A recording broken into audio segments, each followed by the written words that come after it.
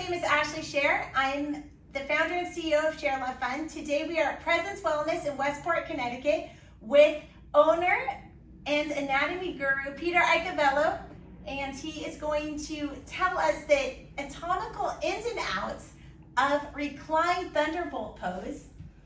And I will be his live assistant. We have his non-live assistant, and let us begin. Although some days he's a little bit more alive than we all are. Because he's just in a state of presence, right? So thank you so much for that introduction. I just had to say that. That just came to my mind. I love it. He's in a state of presence. You can really depend on him. Exactly. He's not a wild card. He's not a wild card, exactly. He's always dependable just to be nice and just there. So, and he's easy to talk to if you ever need a therapist. See, this is live and in living color. We always have fun. You have to have fun in order to enjoy life. And to me, life is all about enjoyment, even when you're working. So from here, Ashley, I'm going to ask you to just pop right up onto your knees facing Mr. Bones Jr. Have a seat on your heels. So in Supta Vajrasana or Reclined Thunderbolt, it's an extreme back bend. So what I mean by that is that it's a lot of torque on your quads, your hip flexors, and your thighs. Your quads, your hip flexors, and your thighs. So what do I mean by that?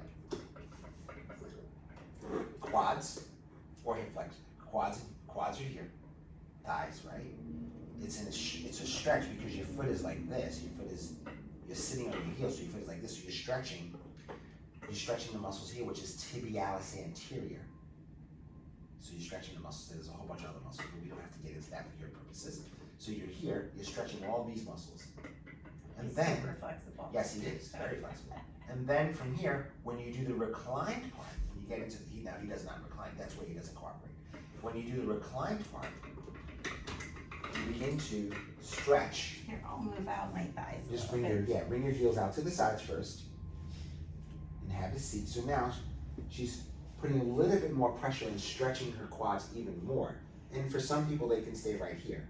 And then if we can come into the full version of this pose, the Supta part, you lie back, you begin to stretch your hip flexors. So you're here like this, you're sitting on this, and you're stretching your hip flexor, which it attaches to the front of your spine, lumbar, L5, S1, S2, 3, and then it comes into your here, which becomes the iliopsoas, and crosses over the groin and attaches to your upper part of your inner thigh. So you're stretching your hip flexor.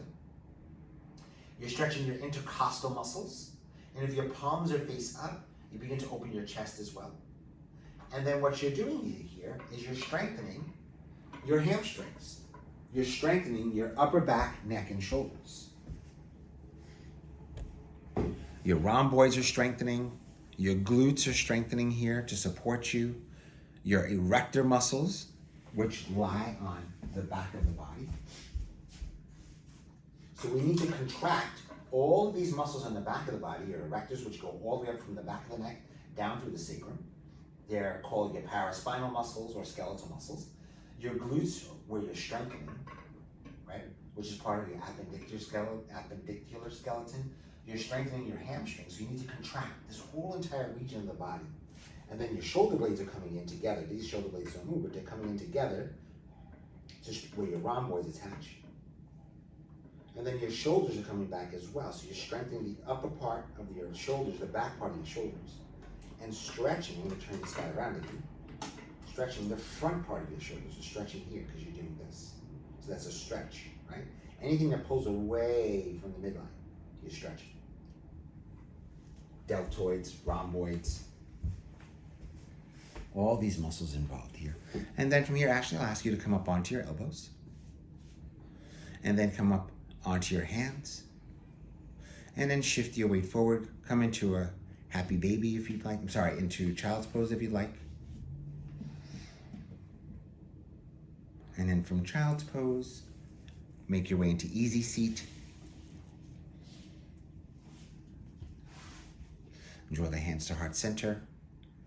Bow our chin to chest in honor of us taking the time to be here and be able to share the gifts of yoga. Yoga has many gifts. Thank you so much, Peter. That was so helpful. Namaste. Namaste.